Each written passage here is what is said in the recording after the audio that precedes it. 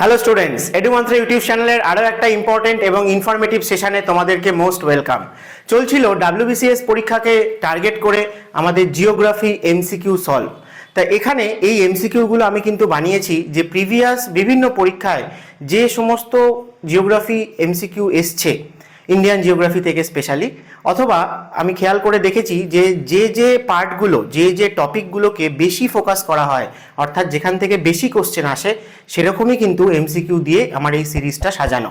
এবং এটা তোমাদের কাছে খুবই হেল্পফুল হবে এই কারণে যে এখানে শুধুমাত্র আমরা একটা এমসিকিউ বা তার রাইট অ্যান্সার ডিসকাস করছি না, তার সম্পর্কে আরও যা ইম্পর্টেন্ট ইনফরমেশন রয়েছে যেগুলো থেকে আমাদের পরীক্ষায় কোশ্চেন করা হয়, তো সেই সমস্ত কিছুও কিন্তু আমি ডিসকাস করব। তাই অনেক ইনফরমেশন তোমরা এখান থেকে পাবে, যেখান থেকে তোমরা কিন্তু পরীক্ষায় ম্যাক্সিমাম জিওগ্রাফি কোশ্চেন কমন পাবে। তো চলো আজকের সেশনটা স্টার্ট করা যাক। ফার্স্ট কোশ্চেন আছে যে lowest pressure develops over which region in the Indian subcontinent during the summer attracting monsoon winds. অর্থাৎ এই যে সাউথ ওয়েস্ট মনসুন উইন্ড ইন্ডিয়ার দিকে অ্যাট্রাক্ট হয়ে আসে, ইন্ডিয়ার কোন রিজিয়নে সব থেকে লোয়েস্ট প্রেশার ডেভেলপ হয়। তাহলে এই যে সময়টা মার্চ, এপ্রিল, মে, এই সময়টায় আমাদের সূর্যের কিন্তু আস্তে আস্তে উত্তরায়ণ হতে থাকে এবং নর্দার্ন হেমিস্ফিয়ারে ডাইরেক্টলি সান রেজ আমরা পাই। তো সেই জন্য আস্তে আস্তে কিন্তু নর্দার্ন হেমিস্ফিয়ারে টেম্পারেচার বাড়তে থাকে। তাহলে এই সময়টায় সূর্য যখন ইকুয়েটরকে ক্রস করে আস্তে আস্তে ট্রপিক অফ ক্যান্সারের দিকে যাচ্ছে, তখন ইন্ডিয়ান ওশান এবং ইন্ডিয়ান সাবকন্টিনেন্ট এই ল্যান্ডমাস সবাই কিন্তু সমান সানরেজ পায়। কিন্তু আমরা জানি যে কিছু কারণের জন্য ওয়াটার বডির থেকে ল্যান্ডমাস খুব তাড়াতাড়ি হিট আপ হয়, তাই জন্য ইন্ডিয়ান ওশানের থেকে ইন্ডিয়ান যে সাবকন্টিনেন্ট ল্যান্ডমাস তার টেম্পারেচার কিন্তু খুব তাড়াতাড়ি ইনক্রিজ করতে থাকে এবং আলটিমেটলি জুন মাসে গিয়ে আমরা দেখতে পাই যে south west monsoon wind Indian সাবকন্টিনেন্টের দিকে অ্যাট্রাক্ট হয়ে আসে এবং তার ফলে ইন্ডিয়াতে মনসুন রেনফল হয়। তাহলে এই যে লোয়েস্ট প্রেশার সেটা কোথায় তৈরি হয় না, সেটা আমরা বলবো যে ইন্ডিয়ার নর্থ ওয়েস্টার্ন রিজিয়নে, নর্থ ওয়েস্টার্ন ইন্ডিয়াতে এই লোয়েস্ট প্রেশারটা লাই করে এবং ITCZ inter tropical convergence zone এই সময় এই রিজিয়নটার উপর দিয়ে পাস করে। তাহলে মনে রাখবে তোমরা যে পার্টিকুলারলি কোনো স্টেট কিন্তু নয়, নর্থ ওয়েস্টার্ন ইন্ডিয়া বলতে গুজরাট, রাজস্থান, হরিয়ানা, পাঞ্জাব, মধ্যপ্রদেশ, উত্তরপ্রদেশের ওয়েস্টার্ন পার্ট, এই যে রিজিয়নটা, এই রিজিয়নটাকে আমরা একসাথে বলে থাকি যে নর্থ ওয়েস্টার্ন ইন্ডিয়া। এই জায়গাটাতেই কিন্তু লোয়েস্ট প্রেশার ডেভেলপ করে এবং সাউথ ওয়েস্ট যে মনসুন উইন্ড সেটা অ্যাকচুয়ালি কোথা থেকে আসে না, ইন্ডিয়ান ওশানের সাউদার্ন সাইডে মাস্কেরিন বলে কিছু আইল্যান্ড গ্রুপস রয়েছে, সেইখানে কিন্তু হাই প্রেশার জেনারেট হয়। তো সেই মাস্কেরিন হাই প্রেশার বেসিন থেকে অ্যাকচুয়ালি সাউদার্ন হেমিস্ফিয়ারের যে ট্রেড উইন্ড সেটাই ইকুয়েটরকে ক্রস করে ইন্ডিয়ান সাবকন্টিনেন্টে এই লো প্রেশারের দিকে অ্যাট্রাক্ট হয়, যেটা ইন্ডিয়ার রেসপেক্টে সাউথ ওয়েস্টার্ন সাইড থেকে ফ্লো করে আসে বলে আমরা এটাকে সাউথ ওয়েস্ট উইন্ড বলি। এবং এটা ইন্ডিয়ান ওশানের ওপর দিয়ে যখন ফ্লো করে আসে প্রচুর ময়েশ্চার নিয়ে আসে, সেই কারণের জন্য ইন্ডিয়াতে জুন থেকে শুরু করে অগাস্ট, সেপ্টেম্বর এই টাইমটা হেভি রেনফল হয়ে থাকে। তো এইটাই হচ্ছে মনসুন যে মেকানিজম কিভাবে ক্রিয়েট হয়, তার জন্য একটা হাই প্রেশার আর লো প্রেশার অবশ্যই ইম্পর্টেন্ট। হাই প্রেশারটা মাস্কেরিন হাই প্রেশার বেসিন এবং লো প্রেশারটা নর্থ ওয়েস্টার্ন ইন্ডিয়াতে ডেভেলপ করে। নেক্সট কোশ্চেন বলেছে which of the following factor most influences the uneven distribution of population in India. ইন্ডিয়াতে আমরা যদি দেখি তাহলে আমরা দেখব যে উত্তরপ্রদেশ, মহারাষ্ট্র, বিহার, ওয়েস্ট বেঙ্গল এই স্টেটগুলোতে যেন সব থেকে বেশি পপুলেশন রয়েছে এবং পপুলেশন ডেন্সিটিও রয়েছে। এবং অন্যান্য বিভিন্ন জায়গায় আমরা দেখব হিমালয়ান রিজিয়ন হোক বা নর্থ ইস্টে হোক, সেই দিকে পপুলেশন ডেন্সিটিটা অনেক কম। তাহলে এই যে আনইভেন ডিস্ট্রিবিউশন, তার পিছনে মেন কারণ কি না, ইন্ডিয়া হচ্ছে একটা অ্যাগ্রো বেসড ইকোনমি। তাহলে যে জায়গায় আমরা ফার্টাইল সয়েল পাবো, সাফিসিয়েন্ট ওয়াটার অ্যাভেলেবিলিটি পাবো, সেই জায়গাতে কিন্তু এগ্রিকালচারাল ক্রপ বেশি ডেভেলপ করবে।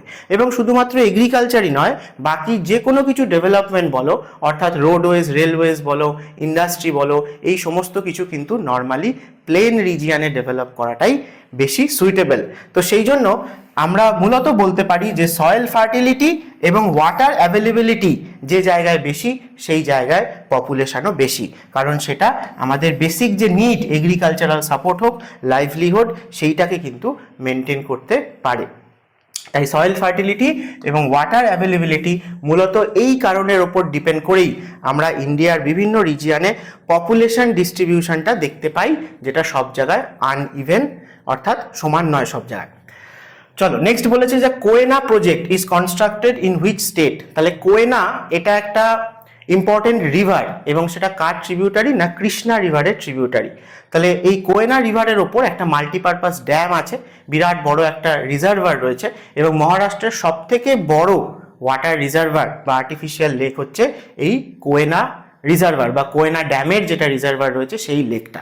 তাহলে এই কোয়েনা ড্যাম ইম্পর্টেন্ট কেন না, মহারাষ্ট্রে আমরা যদি দেখি যে লাস্ট দুটো ডিকেড ধরে এই কোয়েনা ড্যাম যে রিজিয়নে রয়েছে সেই জায়গাতে কিন্তু বেশ কিছু আর্থকোয়েক হয়েছে। তাই এটাকে আমরা স্টাডি করে দেখার চেষ্টা করছি যে মহারাষ্ট্র তো অ্যাকচুয়ালি ডেকান ট্র্যাপ যেখানে পাওয়া যায় বা আমাদের ইন্ডিয়ান পেনিনসুলার মধ্যে খুব স্টেবল একটা রিজিয়ন। তো এত স্টেবল হওয়া সত্ত্বেও, জিওলজিক্যালি স্টেবল হওয়া সত্ত্বেও এখানে আর্থকোয়েক কেন হচ্ছে? তো সেইটার পেছনে আমরা একটা কারণ খুঁজে পাচ্ছি যে হয়তো এই জায়গায় যে আর্থকোয়েকটা হচ্ছে সেটা এই যে একটা হিউজ ভলিউমের ওয়াটার ক্যাপাসিটি এখানে রয়েছে, ওয়াটারকে স্টোর করে রাখা হয়েছে, তার জন্য আর্থের ক্রাস্টে যে একটা হিউজ প্রেশার পড়ছে সেই কারণের জন্য এখানে সিসমিক অ্যাক্টিভিটি কিন্তু অ্যাক্টিভ হচ্ছে। এবং এটাকে আমরা আরও ডিটেলসে স্টাডি করার জন্য কি করেছি না, এই কোয়েনা রিজিয়নে আমরা কিন্তু ডিসাইড করেছি যে 6 কিলোমিটার ডিপ একটা বোর হোল কিন্তু আমরা ডিগ করব। এবং সেটা এই কারণেই যে এই রিজিয়নের নিচে রক স্ট্রাকচার কি আছে, তার কম্পোজিশন কীরকম আছে, সেগুলোকেই ভালো করে স্টাডি করার জন্য। তো এই বোর হোলটা অলরেডি কিন্তু আমাদের 3 কিলোমিটার ডিপ খোঁড়া হয়ে গেছে এবং আমরা সেখান থেকে কিন্তু ব্যাসাল্ট রকই পেয়েছি। তারও নিচে বিয়ন্ড 3 কিলোমিটার আমরা যখন আরও এটাকে খনন করছি তখন কিন্তু দেখা যাচ্ছে যে সেখান থেকে গ্রানাইট রকের লেয়ার বেরোচ্ছে, অর্থাৎ আমাদের পেনিনসুলা যে টাইপের রক দিয়ে তৈরি আর্কিয়ান রক সিস্টেম বা যার মেন রক হচ্ছে গ্রানাইট, সেটাকেই কিন্তু আমরা এরও নিচে পাচ্ছি। অর্থাৎ এর থেকে এটাও প্রমাণ হয় যে প্রেজেন্টলি মহারাষ্ট্রে ব্যাসাল্ট রক পাওয়া গেলেও, ডেকান ট্র্যাপ পাওয়া গেলেও আলটিমেটলি পেনিনসুলার যেটা ফান্ডামেন্টাল বেস সেটা কিন্তু আর্কিয়ান রক বা গ্রানাইট দিয়েই তৈরি। তাহলে কোয়েনা রিভার, কোয়েনা ড্যাম মহারাষ্ট্রে রয়েছে এবং ট্রিবিউটারি অফ কৃষ্ণা, এটা অবশ্যই মনে রাখবে, যে কোনো পরীক্ষায় জিজ্ঞেস করা হয়। নেক্সট বলেছে which of the following is an impact of river meandering in planes.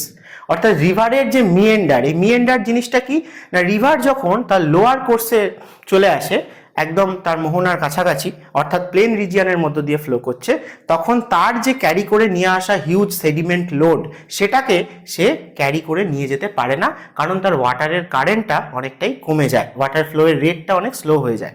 তো সেই জন্য সে কি করে না, রিভার বেডেই বিভিন্ন জায়গায় এই সেডিমেন্টটাকে ডিপোজিট করে দেয় এবং নিজের যে পাথটা সেটাকে নিজেই ব্লক করে দেয় এবং ব্লক করে বাধ্য হয়ে বাইপাস নিয়ে অর্থাৎ একে বেঁকে ফ্লো করতে শুরু করে। তাহলে এই যে একে বেঁকে ফ্লো করা, যেটা জেনারেলি রিভারের লোয়ার কোর্সে প্লেন রিজিয়নে দেখতে পাওয়া যায়, সেটাকেই আমরা বলি মিয়েন্ডারিং কোর্স। তো এই মিয়েন্ডারিং কোর্সটা আস্তে আস্তে বেন্ট নিতে নিতে রিভার যত শার্প বেন্ট নেয়, একটা সময় দেখা যায় যে এরকম একটা বেন্ট হয়ে যাওয়া পোর্শন রিভার থেকে সেপারেট হয়ে গিয়ে আলাদাভাবে এক্সিস্ট করছে এবং সেইভাবেই কিন্তু ফর্মেশন হয় অক্সবো লেক, যাকে আমরা বাংলায় বলি অশ্বক্ষুরাকৃতি হ্রদ। তো এরকম অক্সবো লেক ইন্ডিয়াতে যে হিমালয়ান রিভারগুলো রয়েছে তাদের যে লোয়ার কোর্স বা তারা যখন প্লেন রিজিয়ন দিয়ে ফ্লো করছে, আমরা কিন্তু প্রচুর অক্সবো লেক ইন্ডিয়াতে দেখতে পাই। তার মধ্যে আমরা যেটা অবশ্যই মনে রাখবো সেটা হচ্ছে যে largest oxbow lake in India, not only India, এশিয়ার মধ্যে লার্জেস্ট অক্সবো লেক সেটা কিন্তু রয়েছে বিহারে। এবং বিহারে একটা রিভার রয়েছে যেটা হচ্ছে বুড়ি গন্ডক রিভার, সেই বুড়ি গন্ডক রিভার থেকে এই লার্জেস্ট যে অক্সবো লেক এশিয়ার সেটা কিন্তু ফর্মেশন হয়েছে। এটার নাম হচ্ছে কানওয়ার তাল বা কাবর তাল, এটা বিহারে রয়েছে, খুব ইম্পর্টেন্ট। আমাদের ওয়েস্ট বেঙ্গলেও আমরা কিন্তু ভাগীরথী হুগলি রিভারের আশেপাশে প্রচুর অক্সবো লেক দেখতে পাই এবং উত্তর 24 পরগনায় ইছামতি রিভারের আশেপাশেও প্রচুর অক্সবো লেক দেখতে পাই। নেক্সট কোশ্চেন বলেছে which physical feature marks the north eastern boundary of peninsular block. তাহলে আমাদের যে পেনিনসুলা ল্যান্ডমাসটা রয়েছে এর বাউন্ডারির সব থেকে ইস্টার্ন মোস্ট বাউন্ডারি জানতে চেয়েছে বা নর্থ ইস্টার্ন বাউন্ডারি। তাহলে পেনিনসুলার এক্সটেনশন কি না, ওয়েস্টার্ন সাইডে গুজরাটের যে কাথিয়াবার পেনিনসুলা বা কাথিয়াবার প্ল্যাটু থেকে স্টার্ট করে নর্দার্ন সাইডে আরাবল্লী রেঞ্জ যেখানে শেষ হচ্ছে দিল্লির কাছাকাছি, যাকে আমরা দিল্লি রিজ বলি, এবং সেখান থেকে ইস্টার্ন সাইডে আপ টু কন্টিনিউয়েশন হয়েছে মেঘালয়া প্ল্যাটু অবধি।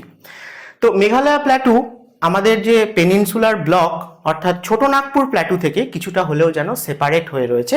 তো এই সেপারেশনটা কিন্তু অনেক পরবর্তীকালে হয়েছে, হিমালয় ফর্মেশনের সময় হয়েছে, এবং ছোট নাগপুর প্ল্যাটু আর মেঘালয় প্ল্যাটুর মধ্যে একটা গ্যাপ, একটা ডিস্টেন্স তৈরি হয়েছে বলেই তাদের মধ্যিখান দিয়ে কিন্তু গঙ্গা আর ব্রহ্মপুত্র এই দুটো রিভার সাউদার্ন সাইডে বেন্ট নিয়েছে এবং দুজনে মিলে একসাথে একটা কম্বাইন ডেল্টা ফর্মেশন করেছে, যেটা ওয়ার্ল্ডের লার্জেস্ট ডেল্টা, গঙ্গা ব্রহ্মপুত্র মেঘনা ডেল্টা। তো সেই জন্য এখানে অপশন ওয়াইজ যদি দেখো তাহলে মালদা ফল্ট হবে রাইট অ্যান্সার, কারণ আরাবল্লী, ইস্টার্ন ঘাট, ওয়েস্টার্ন ঘাট এরা সবাই পেনিনসুলার ওয়েস্টার্ন সাইডের দিকে রয়েছে। এই যে মালদা ফল্ট, এই মালদা ফল্ট বা একে আমরা মালদা গ্যাপও বলে থাকি, এটাকে বলা হয় গাঢ় রাজমহল গ্যাপ। এমনটা কেন না, এই যে ছোট নাগপুর প্ল্যাটু আর মেঘালয় প্ল্যাটু এদের দুজনের মাঝে যে গ্যাপ, এখানে যেরকম আমাদের মালদা বা গৌড় যে ডিস্ট্রিক্ট সেইটা ছিল বরাবর, এবং সেই জন্য এটাকে যেমন মালদা নামে বলা হয়, তেমনি ছোট নাগপুর প্ল্যাটুর ইস্টার্ন মোস্ট হিল হচ্ছে রাজমহল হিলস এবং মেঘালয় প্ল্যাটুর ওয়েস্টার্ন মোস্ট হিল হচ্ছে গাঢ় হিলস। তাই এদের দুজনের মাঝের গ্যাপটাকে আমরা কিন্তু গাঢ় রাজমহল গ্যাপ বা রাজমহল গাঢ় গ্যাপ এইভাবেও কিন্তু বলে থাকি। এবং এদের দুইয়ের মাঝের এই যে রিজিয়ানটা, সেই রিজিয়ানটা কিন্তু ডাউন র্যাপিং হয়েছিল এবং সাবসিডেন্স হয়েছিল, এবং গঙ্গা ব্রহ্মপুত্র তাদের যে বয়ে আনা সেডিমেন্ট সেগুলো ডিপোজিশন হয়েই কিন্তু এই মেঘালয় প্ল্যাটু বা ছোট নাগপুর প্ল্যাটু সাউদার্ন সাইডে গঙ্গা ব্রহ্মপুত্র মেঘনা এই যে এদের যে কম্বাইন ডেল্টা, এমনকি যাকে আমরা ওয়ার্ল্ডের লার্জেস্ট ডেল্টা বলি, সেটা কিন্তু ফর্মেশন হয়েছে। ঠিক আছে, এবং এটা একটা অ্যাক্টিভ ডেল্টা, কারণ এটা এখনো কিন্তু ফর্মেশন হয়ে চলেছে। এবং রিসেন্টলি তোমরা দেখবে যে আমাদের ইউটিউব চ্যানেলে আমার একটা ভিডিও ছিল যে মায়ানমারে ইস্টার্ন সাইডে আর্থকোয়েক হচ্ছে বা বাংলাদেশে প্রচুর আর্থকোয়েক হচ্ছে, এমনকি আজকেও ফেব্রুয়ারি লাস্ট দিনেও কিন্তু কলকাতাতে আর্থকোয়েক হয়েছে। তো এর কারণ কি? কারণ একটা হচ্ছে যে এই ডেল্টা রিজিয়ানটা খুবই সফট অ্যালুভিয়াম দিয়ে তৈরি, এবং ইন্ডিয়ান প্লেটের নর্দার্ন বাউন্ডারি আর ইস্টার্ন বাউন্ডারি দুটোই কিন্তু এই রিজিয়ানের যথেষ্ট কাছাকাছি রয়েছে। তাই সেই বাউন্ডারি রিজিয়ানগুলোতে তো অবশ্যই আনস্টেবল মানে সিসমিক অ্যাক্টিভিটি অনেক বেশি হয়ে থাকে, কিন্তু সেখান থেকে আরও অনেক এরকম সাব ফল্ট লাইন যেগুলো কিন্তু গঙ্গা ডেল্টা এক্সটেন্ড হয়েছে। তাই জন্য এই রিজিয়ানে আর্থকোয়েক হলে তার যে ইম্প্যাক্ট, তার যে এফেক্ট, সেটা কিন্তু আমরা এই গঙ্গা ডেল্টা রিজিয়ানেও পেয়ে থাকি। আচ্ছা, নেক্সট বলেছে যে hills of Kaimur the eastern most part of Vindhya. তাহলে ভিন্দিয়ান রেঞ্জের যে ইস্টার্ন পার্ট সেটাকে আমরা কাইমুর রেঞ্জ বা কাইমুর হিলস বলি। কোথা থেকে না, অমরকণ্টকের পর থেকে আপ টু ইস্টার্ন সাইডে যতটা ভিন্দিয়া আছে, এবং সেটা কত দূর আছে না, সেটা আপ টু বিহার অবধি রয়েছে। বিহারের সাসারাম বলে একটা জায়গা এসে ভিন্দিয়ান রেঞ্জ ইস্টার্ন সাইডে লাস্ট এন্ড হয়েছে, এবং এই জায়গাতে একটা ছোট্ট প্ল্যাটু আছে। বিহারে তো অলমোস্ট 95% প্লেন রিজিয়ান, কিন্তু সাউথ ওয়েস্টার্ন বিহারে আমরা রোহতাস প্ল্যাটু বলে একটা ছোট্ট প্ল্যাটুকে পাই। এটা ভিন্ধিয়ারি পার্ট বা কাইমুর হিলসের পার্ট আমরা বলতে পারি। এবং সোন রিভার তোমরা জানো যে অমরকণ্টক প্ল্যাটু থেকে সোজাসুজি নর্দার্ন সাইডে ফ্লো করেছে, তারপরে কিন্তু এই কাইমুর হিলসেই বাধা পেয়ে সে অ্যালং দ্য কাইমুর হিলস বা southern side of the Kaimur hills সে কিন্তু তার প্যারালালি ফ্লো করেছে নর্থ ইস্টের দিকে, এবং ফাইনালি যেখানে ভিন্ধিয়া গিয়ে শেষ হয়েছে সাসারামের কাছে, তারপরেই গিয়ে কিন্তু সোন রিভার গঙ্গা রিভারের সাথে মিট করেছে। চলো নেক্সট কোশ্চেন বলেছে যে চ্যাগোস আর্কিওপ্যালিগো। এটা থেকে কিন্তু WBCS এ আগেও বহুবার কোশ্চেন এসছে এবং রিসেন্টলিও আগের বছর এটা নিউজে এসছে। তাহলে কোন দুটো কান্ট্রির মধ্যে একটা ডিসপিউটেড টেরিটরি হিসেবে চ্যাগোস আর্কিওপ্যালিগোর নাম আসে? তাহলে অ্যান্সার হচ্ছে ইউনাইটেড কিংডম আর মরিশাস। তো এর সম্বন্ধে কিছু কথা বলি যে চ্যাগোস আর্কিওপ্যালিগো অ্যাকচুয়ালি লোকেশনের দিক দিয়ে দেখতে গেলে কিন্তু তার জিওপলিটিক্যাল ইম্পর্টেন্স খুব বেশি, কারণ ইন্ডিয়ান ওশানের অলমোস্ট সেন্ট্রাল রিজিয়ানে এই আর্কিওপ্যালিগোটা রয়েছে। আর্কিওপ্যালিগো কাকে বলে না, গ্রুপ অফ আইল্যান্ডকে বলে আর্কিওপ্যালিগো। তাই চ্যাগোস আর্কিওপ্যালিগোতে অনেকগুলো আইল্যান্ড রয়েছে এবং তার মধ্যে সব থেকে বড় আইল্যান্ড যেটা, সেটার নাম হচ্ছে দিয়েগো গার্সিয়া। এই দিয়েগো গার্সিয়া হচ্ছে ইন্ডিয়ান ওশানের লার্জেস্ট অ্যাটল আইল্যান্ড। অ্যাটল মানে কি না, অ্যাটল মানে হচ্ছে যে এক টাইপের কোরাল আইল্যান্ড, বলা হয়ে থাকে যে ring shaped coral island with a lagoon in it's centre. এরকম টাইপের কোরাল আইল্যান্ডকে আমরা বলি অ্যাটল। আমাদের লাক্ষাদ্বীপেও কিন্তু এরকম অনেক অ্যাটল দেখতে পাওয়া যায়। তা ইন্ডিয়ান ওশানের লার্জেস্ট অ্যাটল সেটা এই চ্যাগোস আর্কিওপ্যালিগোতে রয়েছে এবং সেই আইল্যান্ডটার নাম হচ্ছে দিয়েগো গার্সিয়া। এবার এই যে রিজিয়ানটা পুরো আর্কিওপ্যালিগোটাই একটা সময় কিন্তু মরিশাসের কন্ট্রোলে ছিল, কিন্তু ব্রিটিশরা যখন তাদের উপনিবেশ এত এক্সপ্যান্ড করছে তখন এই পার্টটাও ব্রিটিশদের আন্ডারে চলে আসে এবং ব্রিটিশ ইন্ডিয়ান ওশান টেরিটরি বলা হতো। তারপর 1935-36-এর দিকে গিয়ে দেখা যায় যে যখন ব্রিটিশরা সব এই সমস্ত জায়গা থেকে তাদের উপনিবেশ ছেড়ে চলে যাচ্ছে, সেই সময় ইউএসএকে কিন্তু লিজে এটা দিয়ে দেয় ইউকে।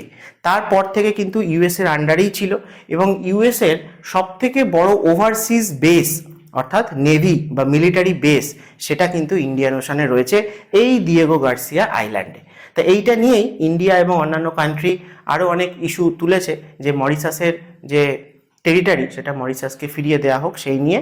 তো রিসেন্টলি সেই ব্যাপারটা অনেকটা সাকসেসও হয়েছে, ধীরে ধীরে হয়তো মরিশাসকে ফিরিয়ে দেওয়া হবে তার টেরিটরি। তো এই দিয়েগো গার্সিয়া যে ইন্ডিয়ান ওশানের লার্জেস্ট অ্যাটল আইল্যান্ড, এটা খুবই ইম্পর্টেন্ট এবং চ্যাগোস আর্কিওপ্যালিগোর পার্ট হচ্ছে এই দিয়েগো গার্সিয়া। এখান থেকে কিন্তু WBCS আগে বেশ কয়েকবার কোশ্চেন হয়েছে। নেক্সট চলো বলেছে যে clear sky, rising temperature and moist land condition commonly refer to as October heat. এই অক্টোবর হিট টার্মটা আমরা আমাদের ইন্ডিয়ান ক্লাইমেটের মধ্যে ইউজ করে থাকি, কিন্তু সেটা কোন কনটেক্সট থেকে ইউজ করা হয় সেটা জানতে চেয়েছে। তো দেখো এখানে যে অপশানগুলো রয়েছে যে cyclonic depression, monsoon wind striking west coast, cyclonic depression of Bay of Bengal আর রিট্রিটিং মনসুন। তাহলে এই রিট্রিটিং মনসুন কবে হয় না অগাস্ট সেপ্টেম্বরের পর থেকে আমাদের মনসুন উইন্ড যে ডাইরেকশনে ফ্লো করছিল সেটা এক্স্যাক্টলি রিভার্স হয়ে যায় এবং যখন রিভার্স হয়ে যায় তখন সেটা আস্তে আস্তে নর্থ ইন্ডিয়ার দিক থেকে সাউদার্ন সাইডে ফ্লো করে আসে। যে পথ দিয়ে সাউথ ওয়েস্ট মনসুন ঢুকেছিল সেইভাবেই কিন্তু তার আবার রিটার্ন হয়। তাহলে এই যে রিটার্ন, এই রিটার্ন অফ মনসুনকে আমরা বলি রিট্রিটিং মনসুন। এই রিট্রিটিং মনসুন সিজন যে স্টার্ট হয়েছে সেটা আমরা বুঝবো কি করে, সেটা আমরা বুঝতে পারি ক্লিয়ার স্কাই এবং রাইজিং টেম্পারেচার, ময়েস্ট ল্যান্ড, এই সমস্ত কিছু থেকে। আকাশ পরিষ্কার হবে, নীল আকাশে সাদা মেঘের ভেলা হবে, ধীরে ধীরে উত্তর দিক থেকে একটা ঠান্ডা বাতাস কিন্তু বয়ে আসবে। কিন্তু যেহেতু এতদিন হেভি রেনফল হয়েছে, মনসুন রেনফল হয়েছে ইন্ডিয়াতে, তাই জন্য হিউমিডিটি কিন্তু যথেষ্ট বেশি থাকবে এবং আকাশ পরিষ্কার হয়ে যাওয়াতে আমরা আবার প্রপার সানলাইট পাবো, তাই টেম্পারেচার কিছুটা হলেও ইনক্রিজ করবে। তাহলে এই সময়ে হিট এবং হিউমিডিটি এই দুটোর এফেক্টে একটা ভ্যাপসা গরম এরকম পরিবেশ তৈরি হয়, আমরা ভাদ্র মাসের পচা গরম বলে থাকি। তো এই যে সময়টা, এই সময়টাকে আমরা কিন্তু রেফার করে থাকি অক্টোবর হিট এই টার্মটা দিয়ে। তো জেনারেলি রিট্রিটিং মনসুন টাইমে এইটা আমরা দেখতে পাই, সেটার কথাই তোমাদের এখানে আমি বলে দিয়েছি, যেটা বললাম সেটাই লেখা আছে। চল নেক্সট কোশ্চেনে যাই। বলেছে যে which of the following statement about the peninsular plateau of India is not correct. তাহলে কোনটা ভুল বলতে হবে। তাহলে প্রথম স্টেটমেন্টেই বলছে ভুল আছে কি না, peninsular plateau consist of 3 broad division namely northern highland, central highland and Deccan plateau. এই স্টেটমেন্টটা ভুল আছে, কারণ ইন্ডিয়ান পেনিনসুলাকে দুটো ভাগে ভাগ করা যায় ব্রডলি। একটা হচ্ছে সেন্ট্রাল হাইল্যান্ড বা সেন্ট্রাল ইন্ডিয়ান হাইল্যান্ড, যেখানে আমরা আরাবল্লী, বিন্ধ্য, সাতপুরা মাউন্টেন রেঞ্জগুলো পাই, অথবা মালওয়া, বুন্দেলখণ্ড, অমরকন্টক, ছোট নাগপুর এই প্ল্যাটুগুলোকে পেয়ে থাকি। আর আরেকটা হচ্ছে সাতপুরা রেঞ্জের থেকে সাউদার্ন সাইডে, অর্থাৎ যেখানে ওয়েস্টার্ন ঘাট, ইস্টার্ন ঘাট রয়েছে, মহারাষ্ট্র ডেকান ট্র্যাপ রয়েছে, বা কর্ণাটক ধারওয়াড় প্ল্যাটু রয়েছে, এই সমস্তগুলোকে নিয়ে ওয়েস্টার্ন ঘাট আর ইস্টার্ন ঘাটের মাঝে যে রিজিয়ানটা পড়ে তাকে আমরা বলি ডেকান প্ল্যাটু রিজিয়ান। তাহলে এই স্টেটমেন্টটা ভুল আছে। পেনিনসুলার প্ল্যাটুকে দুভাগে ভাগ করা যায়, central highland and Deccan plateau. চলো বাকি অপশনগুলো দেখে নিই, কারণ এগুলো পেনিনসুলার সম্বন্ধে ঠিকঠাক কথা বলা আছে। কি বলেছে না, পেনিনসুলার প্ল্যাটু হচ্ছে একটা টেবিল ল্যান্ড যেটা composed of old crystalline, igneous and metamorphic rock. আমি একটু আগেই বলছিলাম যে আমাদের পেনিনসুলা হচ্ছে ওয়ার্ল্ডের যে ওল্ডেস্ট কন্টিনেন্টাল ক্রাস্টগুলো রয়েছে তাদের মধ্যে একটা। তো সেই জন্য ওয়ার্ল্ডের সব থেকে ওল্ডেস্ট যে রক সিস্টেম ল্যান্ডমাসে পাওয়া যায়, পেনিনসুলাতেও সেটাই পাওয়া যায়। সেটা কি না, আর্কিয়ান রক সিস্টেম। কবে তৈরি হয়েছিল? প্রি ক্যাম্ব্রিয়ান এরাতে। এবং এই আর্কিয়ান রক সিস্টেমের মেন রক যেটা, সেই ইগনিয়াস রকটা হচ্ছে গ্রানাইট। যেহেতু পেনিনসুলা এত পুরনো, তাই আমরা গ্রানাইট এবং তার পাশাপাশি গ্রানাইটের বিভিন্ন মেটামরফিক ভার্সন যেমন নিস, সিস্ট, এইগুলোই কিন্তু ওভারঅল পেনিনসুলায় পেয়ে থাকি। নেক্সট বলেছে ডেকান প্ল্যাটু হচ্ছে একটা ট্রায়াঙ্গুলার ল্যান্ডমাস যেটা that lies to the south of the river Narmada. এই কথাটাও ঠিক আছে, বা নর্মদা বা তাপি রিভারের সাউথ থেকে যে রিজিয়ানটা, যে ট্রায়াঙ্গুলার শেপের ল্যান্ডমাসটা, যার ওয়েস্টে অ্যারাবিয়ান সি রয়েছে, ইস্টে বে of Bengal, southern most point হচ্ছে কন্যাকুমারী, তাকেই আমরা বলি ইন্ডিয়ান ডেকান রিজিয়ান বা ডেকান প্ল্যাটু।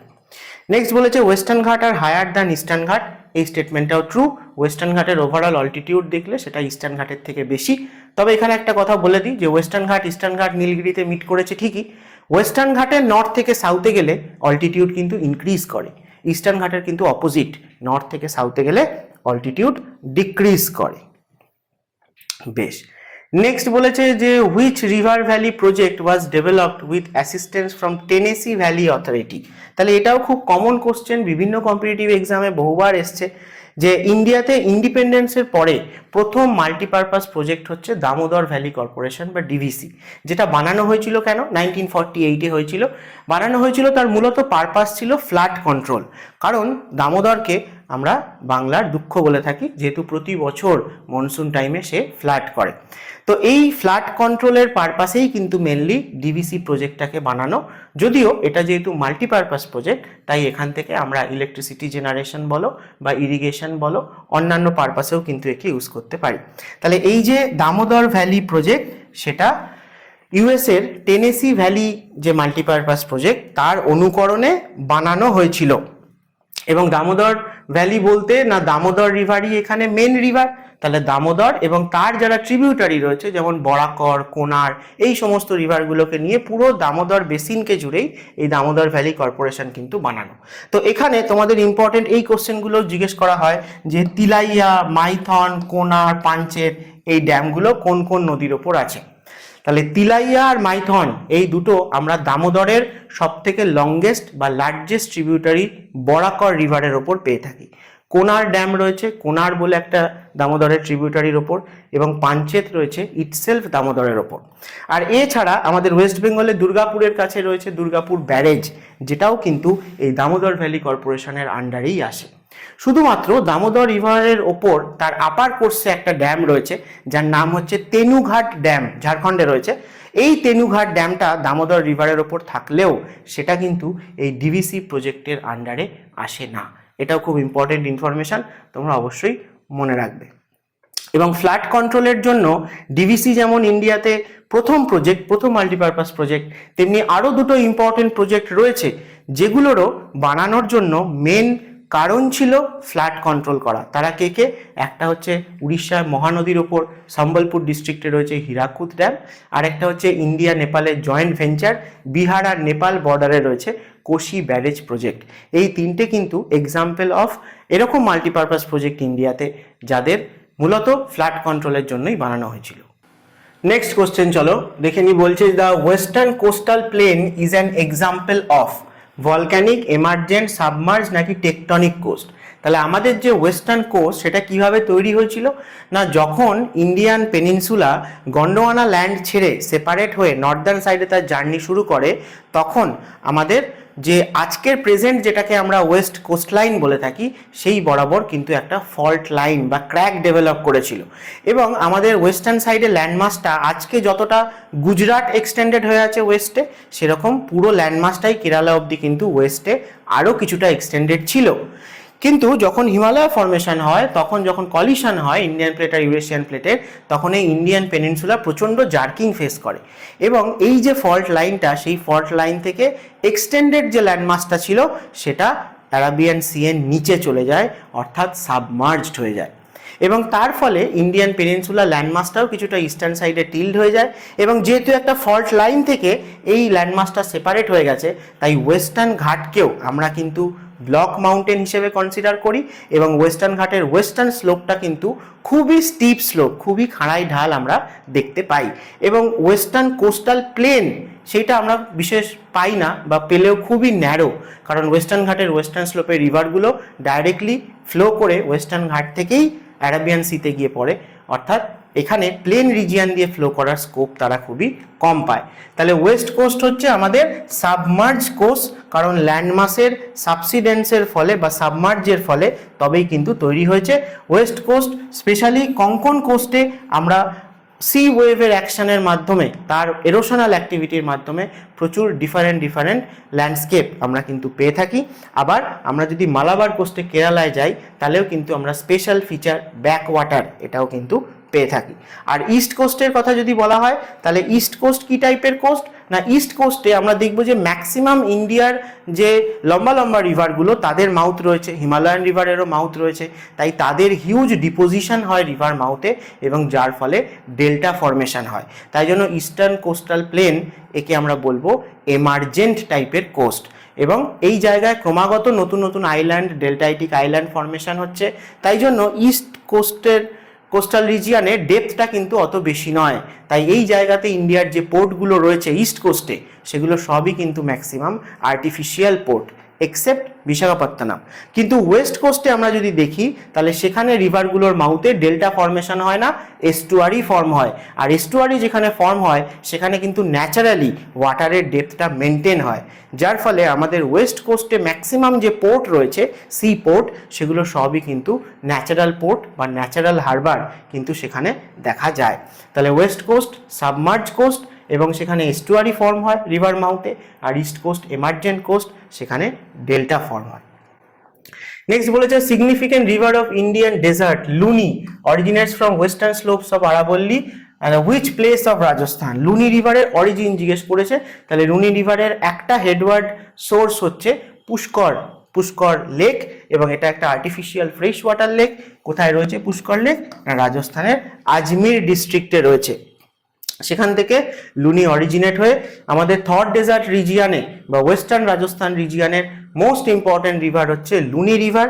লুনি এই নামটাই এসছে লবণাবতী থেকে, সংস্কৃতকে লবণাবতী বলা হতো, কারণ যত সে আস্তে আস্তে লোয়ার কোর্সের দিকে গেছে তত দেখা গেছে এরিড রিজিয়ান দিয়ে ফ্লো করার কারণে তার ওয়াটারটা কিন্তু আস্তে আস্তে স্যালাইন হয়ে গেছে, সেই থেকেই রিভারটার নাম হয়েছে লুনি।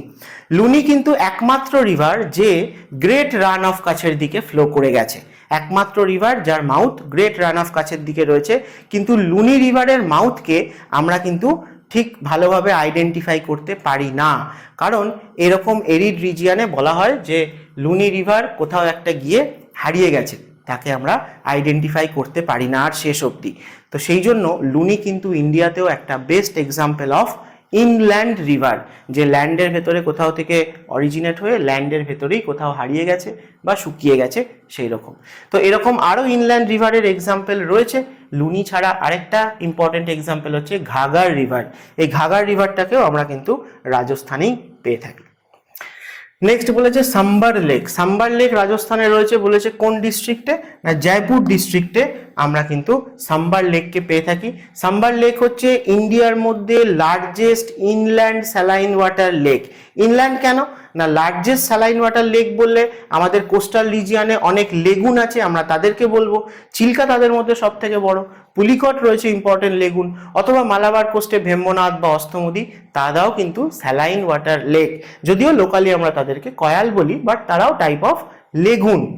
কিন্তু ইনল্যান্ডের কথা যখন আসবে, অর্থাৎ ল্যান্ডের ইন্টিরিয়ারে রয়েছে সেরকম স্যালাইন লেক, তবে স্বাভাবিকভাবেই সেগুলোকে আমরা কোথায় পাবো না এরিড রিজিয়ান যেখানে সেখানে পাবো, অর্থাৎ গুজরাট, ওয়েস্টার্ন রাজস্থান এই দিকেই পাবো। তাহলে সেখানে সাম্বার লেক হচ্ছে largest inland saline water lake of India, এবং স্বাভাবিকভাবেই এখান থেকে প্রচুর পরিমাণে সল্ট প্রোডাকশন হয়ে থাকে। গুজরাট আর রাজস্থান এই দুটো জায়গা থেকেই ম্যাক্সিমাম সল্ট প্রোডাকশন হয় ইন্ডিয়াতে। তো বড় বড় সল্ট প্যান সেগুলোও কিন্তু আমরা এখানে দেখতে পাবো, দেখবে যে ভগৎ সিং সল্ট প্যান, এরকম বিভিন্ন মনীষীদের নামে আলাদা আলাদা সল্ট প্যান রয়েছে, সেগুলো সব সাম্বার লেক রিলেটেড, এবং এটা ইম্পর্টেন্ট একটা ওয়েটল্যান্ডও বটে, এবং র্যামসার লিস্টেও কিন্তু এর নাম আছে। এছাড়া যদি আমরা দেখি যে দিদওয়ানা, পাঞ্চপাদরা বা লুঙ্কারাসার, এরকম আরও অনেক ছোট ছোট আমরা কিন্তু ওয়েস্টার্ন রাজস্থানে স্যালাইন টাইপের লেককে দেখতে পাবো। তাহলে এই যে স্যালাইন টাইপের লেকগুলো, যেগুলো এরিড রিজিয়ানে জেনারেলি ডেভেলপ করে ডেজার্ট রিজিয়ানে, কারণ সেখান থেকে স্যান্ড এরোশনের মাধ্যমে বা উইন্ড এরোশনের মাধ্যমে স্যান্ড কিন্তু এক জায়গা থেকে এরোশন হয়ে চলে গেলে সেখানে একটা ডিপ্রেশন তৈরি হয়, এবং সেখানে জল জমে এই টাইপের স্যালাইন লেকগুলো ফর্মেশন হয়। জিওগ্রাফির ভাষায় এদেরকে বলা হয় প্লায়া, কিন্তু ওয়েস্টার্ন রাজস্থানের লোকালি এরকম ছোট ছোট স্যালাইন লেক ডেজার্টের মাঝে তাদেরকে আমরা লোকালি বলে থাকি ধান্ধ। ঠিক আছে, এই টার্মটা মনে রাখবে। আচ্ছা, নেক্সট বলেছে তুরা মাউন্টেন পিক, এটা কোথায় রয়েছে না তুরা মাউন্টেন পিক, একে আমরা গারো হিলসের কাছাকাছি পাবো। আর গারো হিলস মানে নিশ্চয়ই তোমরা জানো যে মেঘালয়ে রয়েছে। তো মেঘালয় বললেই গারো, খাসি, জয়ন্তিয়া তিনটে হিলসের নাম আসে, তার মধ্যে গারো হিলসের কাছাকাছি কিন্তু তুরা মাউন্টেন রেঞ্জ বলে আরো একটা মাউন্টেন রেঞ্জ রয়েছে। গারো হিলস, তার হাইয়েস্ট পিক হচ্ছে নকরেক, এবং এই গারো হিলসকে বেস করে কিন্তু মেঘালয়ের একমাত্র বায়োস্ফিয়ার রিজার্ভ রয়েছে নকরেক বায়োস্ফিয়ার রিজার্ভ। তাছাড়াও মেঘালয়ের ক্ষেত্রে অনেক ইম্পর্টেন্ট ইনফরমেশন তোমাদের জিজ্ঞেস করা হয়, যেমন চেরাপুঞ্জি বা মৌসিনরাম খাসি হিলসে রয়েছে, উইন্ডওয়ার্ড সাইডে রয়েছে, তার রেন শ্যাডো রিজিয়ানে কে রয়েছে, শিলং রয়েছে, সে কিনা মেঘালয়ের ক্যাপিটাল, এবং ওভারঅল মেঘালয় প্ল্যাটুর হাইয়েস্ট পিকও কিন্তু শিলং। তো এই কোশ্চেনগুলো কিন্তু তোমরা দেখবে যে প্রিভিয়াস বিভিন্ন জায়গায় বিভিন্ন টাইপের পরীক্ষায় কিন্তু এই কোশ্চেনগুলো করা হয়। তাই তোমরা এই সিরিজটা যদি ফলো করো তাহলে আমি বলবো 90% কোশ্চেন তোমরা এমনি এখান দিয়ে কমন পেয়ে যাবে জিওগ্রাফি থেকে।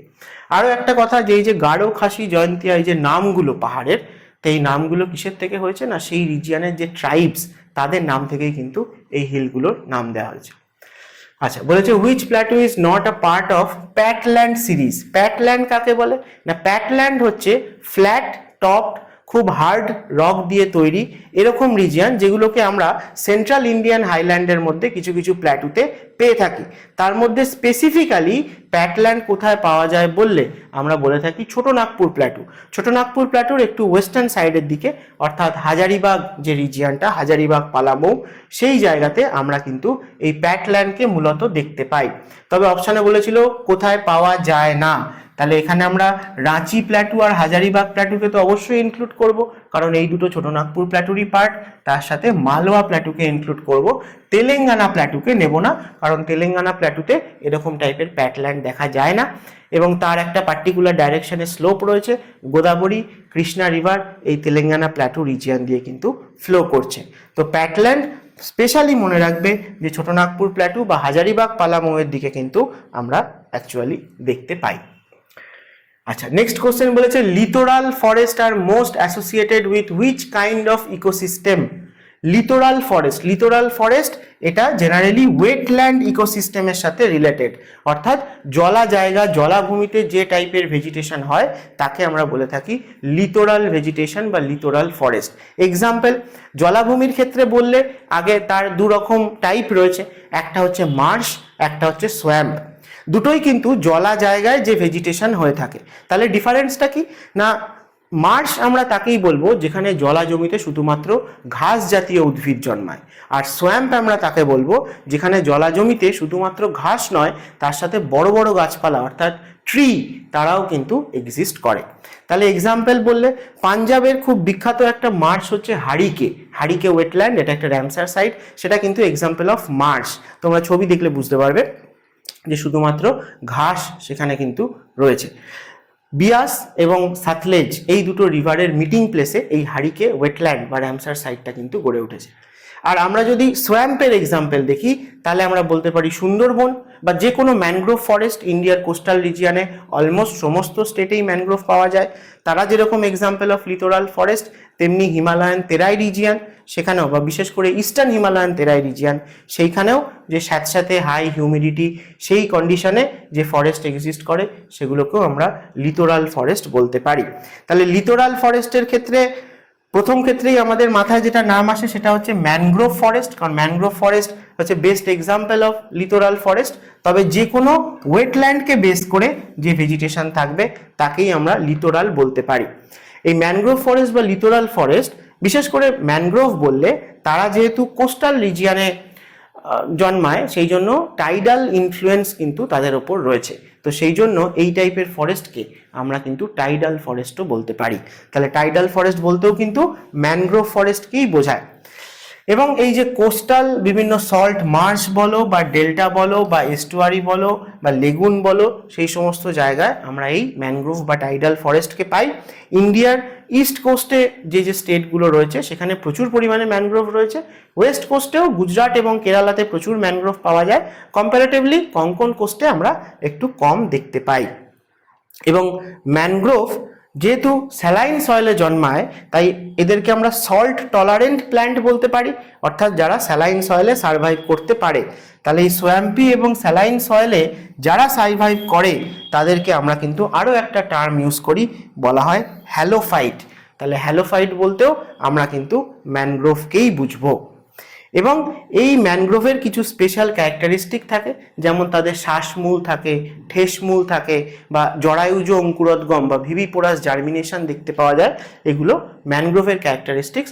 সুন্দরবন নিয়ে স্টাডি করলে তোমরা পাবে। সুন্দরবনের ওপর আমি একটা ডিটেল ভিডিও তোমাদের সামনে নিয়ে আসছি। সুন্দরবন খুব ইম্পর্টেন্ট, একটা ইউনিক বায়োডাইভার্সিটি জোন। তো সেখানকার রিভার, সেখানকার স্পেসিস, সেখানকার ফ্লোরা ফনা, এই সব কিছুই কিন্তু আমাদের কাছে ইম্পর্টেন্ট, পরীক্ষার পার্সপেক্টিভ থেকেও কিন্তু ইম্পর্টেন্ট। আর ম্যানগ্রোভের সব থেকে বেশি ইম্পর্টেন্স আমাদের দিন দিন আরও বাড়ছে যে কারণে, সেটা হচ্ছে এই যে ইন্ডিয়ার ইস্ট কোস্টে এত সাইক্লোন, এত হাই ইন্টেন্সিটি সাইক্লোন জেনারেট হয়, সেই সাইক্লোনের যে এফেক্টটা সে যখন কোস্টাল রিজিয়ানে এসে অ্যাটাক করে, তো সেইটাকে মিনিমাইজ করতে সব থেকে হেল্পফুল কিন্তু এই ম্যানগ্রোভ ফরেস্ট। কারণ ম্যানগ্রোভ ফরেস্টের হাইট কম হলেও খুব ডেন্স ফরেস্ট হয়ে থাকে, তাই সাইক্লোনের যে ইম্প্যাক্ট এটাকে তারা অনেকটাই মিনিমাইজ করে দিতে পারে। আচ্ছা, নেক্সট বলেছে which of the following mineral is known as brown gold in India. তাহলে ব্রাউন গোল্ড বলতে আমরা ইন্ডিয়াতে কি বুঝবো না, লিগনাইট টাইপের যে কোল তাকে আমরা ব্রাউন গোল্ড বলে থাকি। তাহলে এই লিগনাইট কোল ইন্ডিয়াতে কোথায় পাওয়া যায় না, একটাই ফেমাস স্পট রয়েছে ইন্ডিয়াতে, সেটা হচ্ছে নেইভেলি। এই নেইভেলি রয়েছে তামিলনাড়ুতে। তামিলনাড়ুর নেইভেলিতে ইন্ডিয়ার সব থেকে বেশি লিগনাইট কোল ডিপোজিট আছে এবং লিগনাইট কোল এখান থেকেই মাইনিং করা হয়। বাকি তোমরা জানো যে ইন্ডিয়ার 98% কোল হচ্ছে বিটুমিনাস টাইপের কোল, যেটা আমরা মূলত সিংভূম যে রিজিয়ান বা ছোটনাগপুর প্ল্যাটু আর তার আশপাশের যে রিজিয়ান সেখান থেকে পেয়ে থাকি। মূলত দামোদর ভ্যালি, মহানদী ভ্যালি অথবা সোন গোদাবরী ভ্যালি, এই রিভারগুলোর আশেপাশের রিজিয়ানে কিন্তু ইন্ডিয়ার 98% গন্ডোয়ানা কোল ডিপোজিট রয়েছে।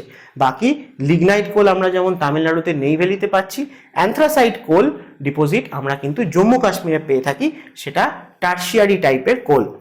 তো এই নেইভেলি থেকে যে লিগনাইট কোল আসে সেটা মূলত সাপ্লাই করা হয় তামিলনাড়ুর সব থেকে বড় যে আয়রন অ্যান্ড স্টিল প্ল্যান্ট, যার নাম হচ্ছে সালেম স্টিল প্ল্যান্ট।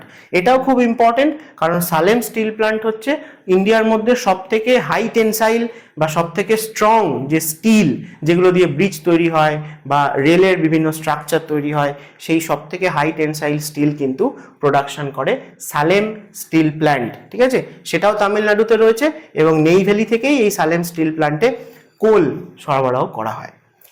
নেক্সট বলেছে যে ভাদাবান পোর্ট, এটা আন্ডার ডেভেলপমেন্ট স্টেজে রয়েছে, কিন্তু এটা কমপ্লিট হয়ে গেলে ইন্ডিয়ার all weather greenfield deep port হিসেবে আরও একটা মেজর পোর্ট হয়তো ইনক্লুড করা হবে। তাহলে এখন মেজর পোর্টের সংখ্যা ইন্ডিয়াতে কটা, 13টা। ওয়েস্ট কোস্টে আছে 6টা, ইস্ট কোস্টে আছে 6টা, আর একটা আছে পোর্ট ব্লেয়ার আন্দামান নিকোবরে, সাউথ আন্দামানে রয়েছে পোর্ট ব্লেয়ার। তো এই 13টার পরে নেক্সট যদি কোনো মেজর পোর্টের লিস্টে নতুন পোর্ট ইনক্লুড হয় সেটা হবে এই ভাদাবান পোর্ট। কোথায় রয়েছে না, মহারাষ্ট্রে রয়েছে। তো জেনারেলি আমাদের সবকটা স্টেটে আমরা যদি দেখি তাহলে একটা করে মেজর পোর্ট সবার রয়েছে, মানে কোস্টাল যে স্টেটগুলো রয়েছে অবভিয়াসলি, তো কোস্টাল স্টেটগুলোতে একটা করে মেজর পোর্ট তো আমরা সবকটা স্টেটেই পাই।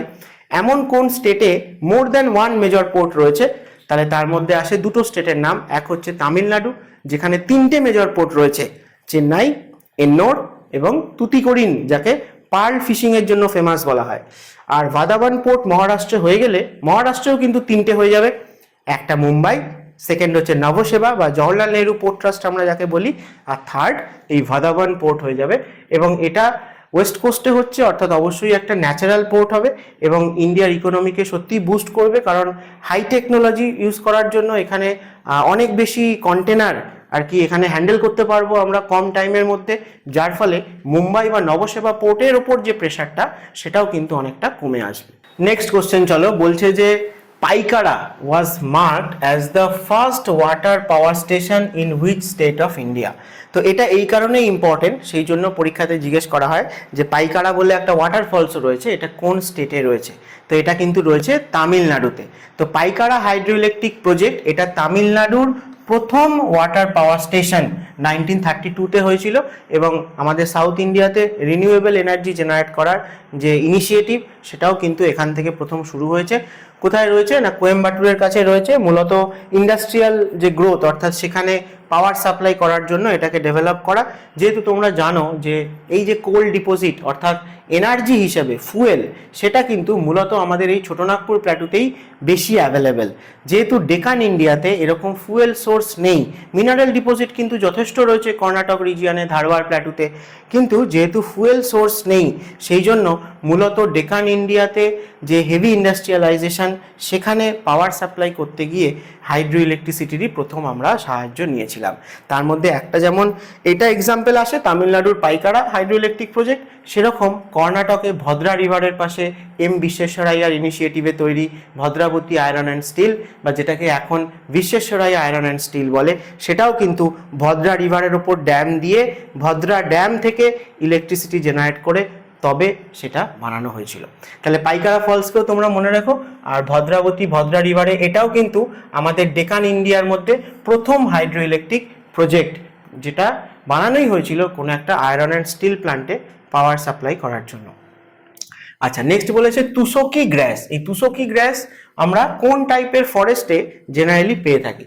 তাহলে ট্রপিক্যাল থর্ন ফরেস্ট, অর্থাৎ যেখানে রেনফল 50 সেন্টিমিটারের থেকেও অ্যানুয়াল অ্যাভারেজ রেনফল বছরে 50 সেন্টিমিটারের থেকেও কম হয়, সেখানে আমরা ট্রপিক্যাল থর্নি টাইপের ভেজিটেশন দেখতে পাই এবং সেই থর্নি টাইপের ফরেস্টের মধ্যেই আমরা যে গ্রাসকে পাই তাকে বলা হয় তুষকি গ্রাস।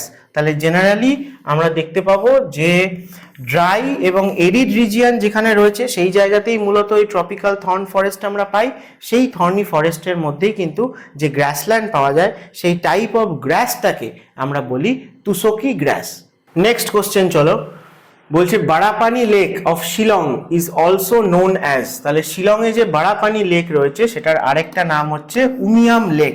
একটু আগেই তোমাদেরকে আমি শিলংয়ের কথা বলছিলাম যে শিলং হচ্ছে খাসি হিলসে রয়েছে এবং খাসি হিলসের রেন শ্যাডো রিজিয়ানে রয়েছে। তো সেই শিলং আবার মেঘালয়া প্ল্যাটুর, খাসি হিলসের তো হাইয়েস্ট পিক বটেই, ওভারঅল মেঘালয়া প্ল্যাটুরও হাইয়েস্ট পিক হচ্ছে শিলং। সেই শিলংয়ের কাছে একটা আর্টিফিশিয়াল রিজার্ভার রয়েছে, একটা লেক রয়েছে, যেখান থেকে আমরা কিন্তু হাইড্রো ইলেকট্রিসিটি জেনারেট করে থাকি। তাহলে লেকটার নাম বারাপানি লেক বা উমিয়াম লেক এবং হাইড্রো ইলেকট্রিক প্রজেক্টটাকে উমিয়াম হাইড্রো ইলেকট্রিক প্রজেক্ট বলা হয়ে থাকে। তাহলে উমিয়াম রিভার এটাও তাহলে শিলংয়ের কাছ থেকে অরিজিনেট হচ্ছে, খাসি হিলস থেকে, এবং ফাইনালি গিয়ে এটা কিন্তু কপিলি বলে একটা রিভারের ট্রিবিউটারি, যেই কপিলি রিভারটা আবার ব্রহ্মপুত্রের ট্রিবিউটারি। তাই আমরা বলতে পারি এই উমিয়াম রিভারটা কিন্তু অ্যাকচুয়ালি ব্রহ্মপুত্র রিভার সিস্টেমেরই পার্ট। বলেছে flat gentle sloping surface left behind after river erosion often with some resistance remnant is called। তাহলে plateau, flat plain, peneplain নাকি মোনাড নক?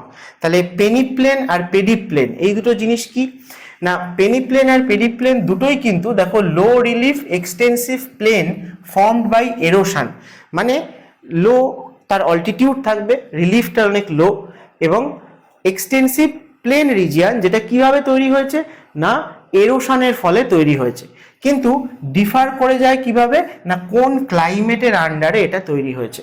তাহলে কোন ক্লাইমেটের আন্ডারে তৈরি হয়েছে সেই রেসপেক্টে আমরা একে দুভাগে ভাগ করতে পারি, একটা হচ্ছে পেনি প্লেন আর একটা হচ্ছে পেডি প্লেন। তাহলে পেনি প্লেন কাকে বলবো না হিউমিড ক্লাইমেট যেখানে থাকবে সেখানে প্রলংড ফ্লুভিয়াল এরোশন বা ডিপোজিশন। এই ফ্লুভিয়াল কথাটা ওয়াটারের সাথে রিলেটেড, মানে রিভারের সাথে রিলেটেড। রিভারের মাধ্যমে এরোশন ডিপোজিশন হলে তাকে আমরা বলি ফ্লুভিয়াল, উইন্ডের মাধ্যমে হলে তাকে বলি এওলিয়ান। তাহলে রাজস্থানে আমরা এওলিয়ান টাইপের অ্যাক্টিভিটি দেখতে পাবো, ঠিক আছে। তো এরকম এরোশন হওয়ার ফলে জেন্টেল স্লোপিং, একটু কনভেক্স আপ, রেসিডুয়াল হিল, অনেকটা ওই মোনাড নক টাইপের, তো সেরকম যে দেখতে পাওয়া যায় উইথ ডিপ সয়েল, তাকে আমরা বলি হচ্ছে পেনি প্লেন। আর পেনি প্লেন আমরা হিউমিড এরিয়াতে দেখতে পেয়েছিলাম, আর পেডি প্লেন আমরা দেখতে পাবো যে এরিড থেকে সেমি এরিড ক্লাইমেটে দেখতে পাবো, সেখানেও কিন্তু এরোশনের জন্যই তৈরি হবে, কিন্তু একটা মানে ফ্ল্যাট, অলমোস্ট ফ্ল্যাট একটা সারফেস তৈরি হবে, কিন্তু তার কভারে আমরা দেখতে পাবো যে এরকম কিছু স্টিপ শার্প ইনসেল বার্স থাকতে পারে। এগুলো সবই উইন্ডের অ্যাক্টিভিটির মাধ্যমে তৈরি, এবং তার সাথে সয়েলের আপার লেয়ারে আমরা থিন গ্র্যাভেল কোর্স দেখতে পাবো, অর্থাৎ কাঁকুড়ে মাটি আমরা কিন্তু দেখতে পাবো। তো এই হচ্ছে পেনি প্লেন আর পেডি প্লেন দুরকম। নেক্সট চলো বলেছে যে লাখওয়ার মাল্টিপারপাস প্রজেক্ট, খুব ইম্পর্টেন্ট এবং খুব পুরনো একটা প্রজেক্ট, যেটা উত্তরাখণ্ডে রয়েছে। তোমরা বলতে পারো কোন নদীর ওপর রয়েছে? থাকলে কমেন্ট করে জানাও। লাখওয়ার ড্যাম বা লাখওয়ার প্রজেক্ট, এটা কিন্তু বানানো হয়েছিল যমুনা রিভারের ওপর, ঠিক আছে? তো যমুনা রিভারের ওপর খুব ইম্পর্টেন্ট একটা প্রজেক্ট, এবং সেটা উত্তরাখণ্ডে রয়েছে। তো মূলত ইরিগেশন পারপাসে বা সিগনিফিকেন্ট পাওয়ার জেনারেশনের জন্যই প্রজেক্টটা বানানো। যমুনাকে তোমরা জানো উত্তরাখণ্ডে যমুনোত্রী গ্লেশিয়ার থেকে অরিজিনেট হয়েছে, বা বান্দের পুচ পিক থেকে অরিজিনেট হয়েছে, তারপরে উত্তরপ্রদেশ দিয়ে ফ্লো করে এলাহাবাদ বা প্রয়াগরাজের কাছে গঙ্গার সাথে মিট করেছে। গঙ্গার লংগেস্ট এবং লার্জেস্ট ট্রিবিউটারি হচ্ছে যমুনা, আর গঙ্গা যমুনার মাঝের যে ল্যান্ড, অর্থাৎ গঙ্গা যমুনার দোয়াব রিজিয়ান, সেটা ইন্ডিয়ার মধ্যে লার্জেস্ট দোয়াব রিজিয়ান। আচ্ছা, নেক্সট বলেছে যে কপিলি হাইড্রো ইলেকট্রিক প্রজেক্ট, এটা কোন স্টেটে রয়েছে? একটু আগেই আমি কপিলি রিভারের নাম নিলাম। এই কপিলি রিভারটা মেঘালয়া জয়ন্তিয়া হিলসের ইস্টার্ন সাইড থেকে অরিজিনেট হয়েছে, তারপরে আসামে এন্টার করেছে, এবং আসামে কার্বি অ্যাংলং বা হাফলং প্ল্যাটু সেখান দিয়ে ফ্লো করে ফাইনালি আবার ব্রহ্মপুত্রের লেফট ব্যাঙ্কে মিট করেছে, অর্থাৎ এটা ব্রহ্মপুত্রের একটা ট্রিবিউটারি। কপিলি কিন্তু ব্রহ্মপুত্রের ট্রিবিউটারিগুলোর মধ্যে খুবই ইম্পর্টেন্ট। উমিয়াম যে রিভারটা, সেটা এই কপিলি রিভারেরই ট্রিবিউটারি। তাহলে কপিলি রিভারের ওপরে কপিলি হাইড্রো ইলেকট্রিক প্রজেক্ট যেটা রয়েছে, সেটা কিন্তু আমরা আসামে পাই, কারণ কপিলি রিভারের ম্যাক্সিমাম কোর্সটা আসামেই রয়েছে, কিন্তু সে অরিজিনেট হয়েছে মেঘালয়া প্ল্যাটুর জয়ন্তিয়া হিলসের ইস্টার্ন সাইড থেকে। আচ্ছা, নেক্সট বলেছে which of the following river is associated with national waterway 110? National waterway 110 সেটা রয়েছে যমুনা রিভারে। তাহলে এরকম ন্যাশনাল যে ওয়াটারওয়েগুলো রয়েছে, সেগুলো কিন্তু আমাদের মনে রাখার দরকার পরীক্ষার জন্য, ন্যাশনাল হাইওয়ের মতো। যেমন তোমরা লংগেস্ট ন্যাশনাল হাইওয়ে পড়ো, শর্টেস্ট ন্যাশনাল হাইওয়ে, বা ওয়েস্ট বেঙ্গলের কলকাতার সাথে কানেক্টেড শিলিগুড়ি কোন ন্যাশনাল হাইওয়ে, বা শিলিগুড়ির সঙ্গে গ্যাংটক খুব ইম্পর্টেন্ট। তো সেরকম ন্যাশনাল হাইওয়ের মতো ন্যাশনাল ওয়াটারওয়েও কিন্তু ইম্পর্টেন্ট। ন্যাশনাল ওয়াটারওয়ে 1 আশা করি তোমরা সবাই জানো, যে প্রয়াগরাজ বা এলাহাবাদ থেকে শুরু করে হলদিয়া বা গঙ্গাসাগর অবধি, এটা গঙ্গা রিভারে রয়েছে। ন্যাশনাল ওয়াটারওয়ে 2 ব্রহ্মপুত্র রিভারে রয়েছে আসামে, সাদিয়া থেকে শুরু করে ধুবড়ি অবধি। এখানে বাকি যে অপশানগুলো ছিল, চম্বল রিভার, সেটা হচ্ছে ন্যাশনাল ওয়াটারওয়ে 24। যমুনা রিভার তো বলেই দিলাম 110। ন্যাশনাল ওয়াটারওয়ে 3, 4 আপ টু 5 অবধি তোমরা একটু দেখে রেখো, পরীক্ষায় আসতে পারে, ঠিক আছে? বা আমাদের ওয়েস্ট বেঙ্গলে যে রিভারগুলো রয়েছে তাদেরকেও একটুখানি খেয়াল করো, যেরকম দামোদর রিভার বা ইছামতি রিভার, এদের ন্যাশনাল ওয়াটারওয়ে কত? ইছামতি রিভার বোধহয় ন্যাশনাল ওয়াটারওয়ে 44, ঠিক আছে? সেরকম সুন্দরবনের যে রিভারগুলো, সুন্দরবনের যে সমস্ত টাইডাল রিভার আছে, এদেরকে একসাথে মিলে বোধহয় ন্যাশনাল ওয়াটারওয়ে নাম্বার 97 বলা হয়ে থাকে, ঠিক আছে? তো এইগুলো আমাদের পরীক্ষায় কিন্তু আসতেই পারে। আচ্ছা, চলো আজকের সেশনের লাস্ট কোশ্চেন বলেছে ভাগা অ্যান্ড চন্দ্রা, এই যে দুটো স্ট্রিম, এই দুটো হিমাচল প্রদেশে কোথায় একসাথে মিট করে তবে চেনাব রিভারকে ফর্ম করেছে, বা যাকে আমরা চন্দ্রভাগা বলি। তা জায়গাটা হচ্ছে হিমাচল প্রদেশের তান্ডি, এবং এই দুটো রিভার খুবই ইম্পর্টেন্ট, চন্দ্রা আর ভাগা। চেনাব রিভারের দুটো হেডওয়ার্ড স্ট্রিম, এদের মধ্যে ভাগা রিভারটা অনেক বেশি অল্টিটিউড থেকে অরিজিনেট হয়ে আসছে হিমাচল প্রদেশেই। আমরা যদি লাহুল স্পিতি ডিস্ট্রিক্টে দেখি, তাহলে বারালাচা পাস বলে একটা ইম্পর্টেন্ট পাস রয়েছে, যেটা হিমাচল প্রদেশের সঙ্গে লাদাখকে কানেক্ট করে। তো সেই বারালাচা পাসের কাছাকাছি রিজিয়ানে সুরজ তাল বা সুরিয়া তাল বলে একটা লেক রয়েছে, সেই লেক থেকে অরিজিনেট হচ্ছে ভাগা রিভার। আর চন্দ্রা বলে যে রিভারটা, সেটাও ওই লাহুল স্পিতি ডিস্ট্রিক্টেই কুনজুম বলে একটা মাউন্টেন পাস আছে স্পিতি রিজিয়ানে, সেই কুনজুম পাসের কাছাকাছি চন্দ্রতাল বা মুন লেক বলা হয়। তো সেই চন্দ্রতাল লেক থেকে অরিজিনেট হচ্ছে চন্দ্রা রিভার। ফাইনালি চন্দ্রা আর ভাগা দুজন একসাথে মিট করেছে হিমাচল প্রদেশের তান্ডি বলে জায়গাটার কাছে, এবং তারপর তারা চেনাব নাম নিয়ে ফ্লো করেছে। তো চেনাব বা চন্দ্রভাগা রিভার সম্বন্ধে আমাদের আরও যেটা খুব ইম্পর্টেন্ট মনে রাখার, সেটা হচ্ছে চেনাব হচ্ছে ইন্দাস রিভারের largest tributary according to total water volume বা ওয়াটার ডিসচার্জ। কারণ তোমরা যদি ভালো করে ইন্দাস রিভার সিস্টেমকে দেখো, দেখবে যে ঝিলাম, রবি বা সাতলেজ এই রিভারগুলো পাকিস্তানে এন্টার করে চেনাব রিভারের সাথেই কিন্তু মিট করেছে। তারপর তারা ফাইনালি পাঞ্চনাদ নামে একটা স্ট্রিম হয়ে তবে ইন্দাসের সাথে মিট করেছে। তাহলে সেই রেসপেক্টে দেখতে গেলে ঝিলাম, রবি, সাতলেজ এরা ডাইরেক্টলি চেনাবের ট্রিবিউটারি, তারপর তারা গিয়ে ইন্দাসে মিট করেছে। আর বিয়াস রিভারকে তো এন্টায়ারলি ইন্ডিয়ার মধ্যেই পাওয়া যায়, সে সাতলেজ রিভারের ট্রিবিউটারি। তাহলে চেনাব হচ্ছে অ্যাকর্ডিং টু ওয়াটার ভলিউম বা ওয়াটার ডিসচার্জ ইন্দাসের লার্জেস্ট ট্রিবিউটারি। কিন্তু যদি বলা হয় ইন্দাসের লংগেস্ট ট্রিবিউটারি কোনটা, তাহলে সাতলেজ হচ্ছে ইন্দাসের লংগেস্ট ট্রিবিউটারি। কারণ সাতলেজ সেই টিবেটে রাক্ষসতাল লেক থেকে অরিজিনেট হয়ে আসছে, তাই সাতলেজের লেন্থ কিন্তু অনেকটাই লম্বা। তো চেনাব রিভার খুব ইম্পর্টেন্ট ইন্দাসের রিভার সিস্টেমের মধ্যে। তো চলো আজকের ডিসকাশন এই অবধি থাক।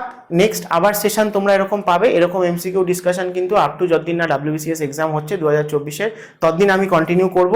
এবং তোমরা বুঝতেই পারছো যে এখানে একটা কোশ্চেনের সাথে সাথে আমরা কিন্তু আরও অনেক রিলেটেড ইনফরমেশান ইউজ করছি, এবং যা আমি মুখ দিয়ে বলছি সেগুলো হয় আগে কোনো না কোনো পরীক্ষায় কোশ্চেনে এসে গেছে, আর তা না হলে সামনের দিনে অবশ্যই আসতে চলেছে। ঠিক আছে, তাই তোমাদের যদি ভালো লাগে ভিডিওটা অবশ্যই লাইক করো, আরও চেনা জানা বন্ধু বান্ধবের সাথে শেয়ার করো, আমাদের চ্যানেলকে অবশ্যই সাবস্ক্রাইব করো এবং জমিয়ে পড়াশোনা চালিয়ে যাও। দেখা হচ্ছে আবার নেক্সট ভিডিওতে। Thank you.